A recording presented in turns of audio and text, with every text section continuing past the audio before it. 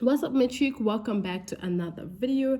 In this video, I am going to introduce 5 different steps that I use to solve out an hyperbolic question or to actually come up with an hyperbolic graph. It's actually very easy steps that you could use. You can use that as a guide when you are studying for your exam. You can also use that in an exam. As much as you practice this thing, you will become faster in an exam, so that you don't have to like waste all your time doing all these steps. Most of the time, when you do the steps, you actually found out that you have already answered a question even before it has been asked. So what I do is I put on a question. For instance, if I'm given a question like h of x is equal to minus 3 over x minus 1 plus 2. Okay, so how to sketch an hyperbolic graph. The first thing that I do is I write down my asymptote. Okay, so that's the first thing I do is I write down asymptote. What do we know about the asymptote? We know that on an hyperbolic graph, that our asymptote is given to us in the form of minus b and q. Okay, and then we also know that the hyperbolic graph equation was actually given to us in the form of y is equal to a x plus a p plus a q. Okay. In order for us to find the value of p and q, this is very easy. You can read it straight from the function that we have been given. We know that our p needs to be a minus p, and then we also know that our q needs to be a positive. This q can actually change the value depending on what we have in front here. It doesn't necessarily have to be a positive. So whatever value that you have here, you just put it straight here. But this minus in front of the p, it's always there. Even if this is a minus sign, you have to include this minus here. So p is actually x is equal to p. If I have to put this in a very easy way to say it, x is equal to p. So here we have x minus a p. But literally the original value of a p is, it's said to be x is equal to p. So for me to say that x is equal to p, in this case here, it has to be x is equal to 1. Okay, in order for me to find a 1, then if I just take the value of p the way it is here, it is a minus 1. Then if I plot it here, then I get that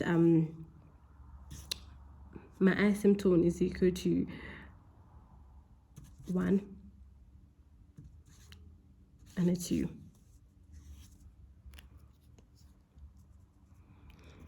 Okay, so the next step that I do is I estimate the shape by looking at the value of a. Okay, so I estimate the shape by looking at the value of a. Okay, I'm gonna write that down. So the next thing you have to do is, so this is step 2. What I do is I estimate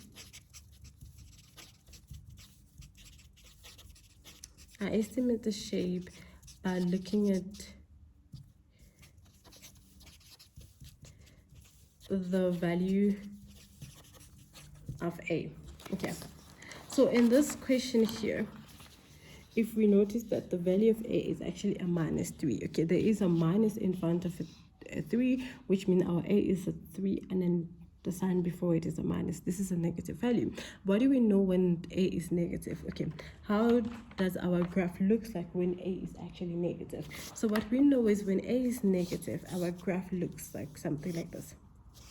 Okay, so this is how our graph will look like, because our a is actually a negative value.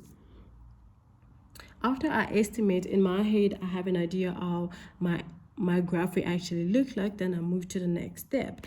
So my next step is actually find the intercept. Okay,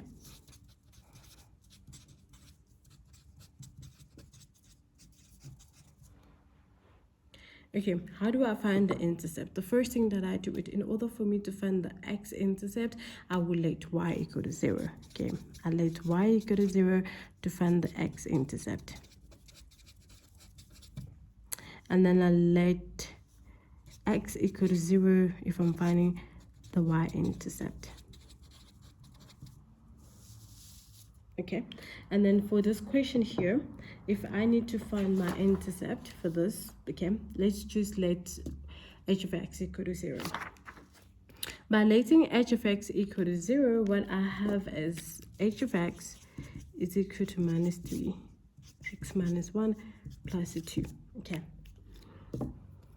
So if I let h of x equal to 0, then I have 0 is equal to minus 3, x minus 1 plus 2. Okay. And then I have to solve for my x.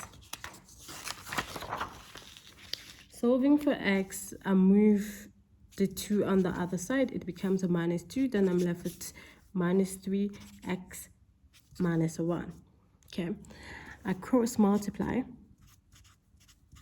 Then I get minus 2x minus 1 equal to minus 3. Okay. Then I get minus 2x plus 2 equal to minus 3. Okay, then I get minus 2x minus 3 minus 2.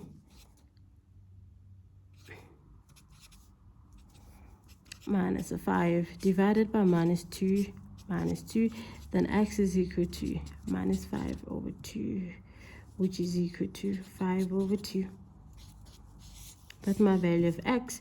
And then for me to put it in a point form, what do I know? For my point, I have 5 over 2 and a 0. Okay, so this is my first point.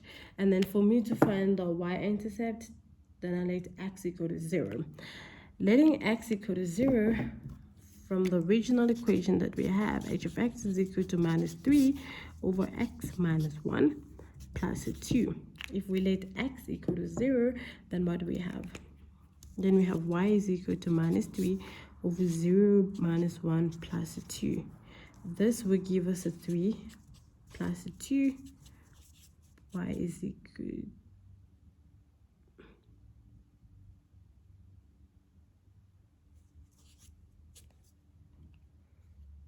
5.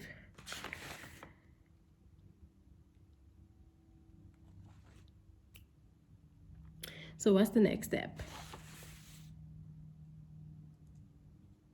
After we find the intercept, the next step is to find the axis of symmetry. Okay. We know that the original equation that we're given is this. And then in order for us to find the axis of symmetry, what we know is from the graph that we have, we know that it will look in a form like this. And then we also know that the axis of symmetry passes right here in the middle. And then we also know that this has the gradient 1. And then we know that, this has a gradient minus 1. We also know that the equation of gradient is equal to y is equal to mx plus c. This was introduced to us from the grade 8. Okay, we were introduced to this in grade 8. And then the other thing that we know from what we were given there, we know the value of, we know that we have a 1 and a 2. And then if I have to put it into this formula here, while the gradient is a 1, then we are given this is a x and this is a y. So we have 2 is equal to 1 times a 1, which is a gradient here, plus a c. Okay, 2, 1 plus a c, 2 minus 1, c, and then we have 1 is equal to c. Okay, then we have our c value is equal to 1, and therefore this equation becomes y is equal to x plus a 1. And if we're trying to look for point, then we have when x is equal to 0, then our y value is a 1. Then we have 0 into 1. Okay, I hope this is making sense. And then the next thing that we have to do is we need to look for the equation of the gradient when the gradient is equal to minus 1. Okay, finding the asymptote when the gradient is equal to -1. The line of the gradient. Okay, when the gradient is mx plus c, and then knowing that the gradient is equal to -1, substituting 1 and 2, which is our p and q, into this equation, then we have 2 is equal to -1 or 1 plus the c. Then we get 2 is equal to -1 plus the c. Then 2 plus a 1 is equal to c. That c is equal to 3. Okay, and therefore our equation of a line is equal to -x plus a 3. And if we need to find point, then we have, when x is equal to 0, then we have 3. So now we know the equation of the axis of asymptote. We know that the two equation of the axis of asymptote is equal to y is equal to x plus 1. And then we also know that y is equal to -x plus 3 is actually one of the equation of the asymptote. Okay, so the next step that we have to do is we have to plot a graph. Now we have almost everything. We just need to plot a graph. Okay, we can put everything down and then just trying to plot a graph from this step.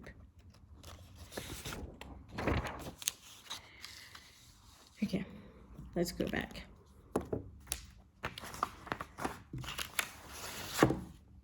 The first thing we did was to find our P and Q. Okay.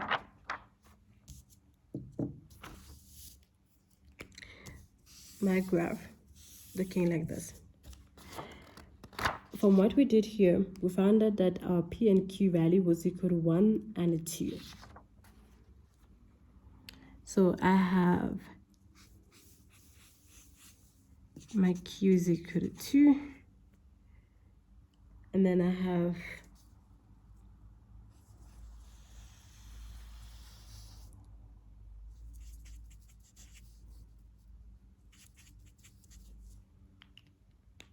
then I have x is equal to 1. What else do I know? I also know that I have the axis of asymptote, right? That I have a point that will pass through this line here, which is 0 and 3. And then I also know that this line of the gradient, which is equal to minus, has to look in this. It has to be inclined in this form. Okay. And then as I incline it, it has to pass through the point 0 and 3. So 0 for the x, 3 for the y. Somewhere here. Did you see somewhere there? And then the line has to pass. Let me just try to be accurate a little bit if I can. Okay. So this is the point 0 and the 3. And then we also know that the second line that we had was actually x plus a 1, where the gradient was a 1. And then it has to pass through the point 0 and the 1. Okay.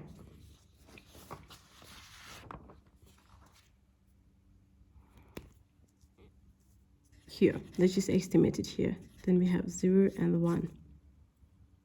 And then we know that it will look something like this.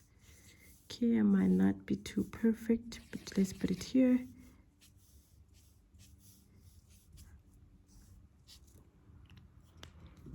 So this is y is equal to x plus 1, and then this is y is equal to minus x plus 3.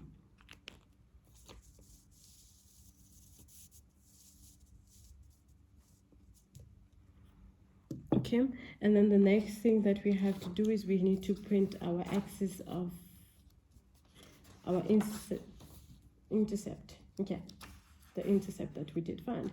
We found out that when we let x equal to 0, and then we find that when x was equal to 0, that the point that we got was 0 and 5. Okay, when we let x is equal to 0, then we found out that the point that we got was 0 and 5. So we need to find that in the graph, 0 and 5. So x is a 0 and then y is a 5. It's somewhere here. Let's just say it's somewhere here on top here. 0 and 5. Okay. And then we also found out that when y was equal to 0, that our point that we find was 5/2 and a 0. Okay, let's just see it somewhere here.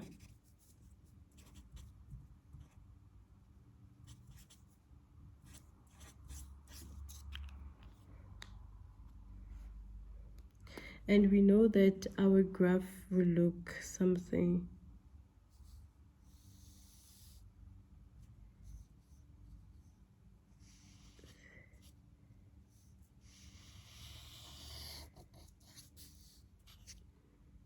and then we also know that it will look something like this. Okay, it's not really perfect, but I hope you guys can see the shape. That it will never touch this line of asymptote over here. This is the line whereby the graph can never touch, because at that point the graph is undefined.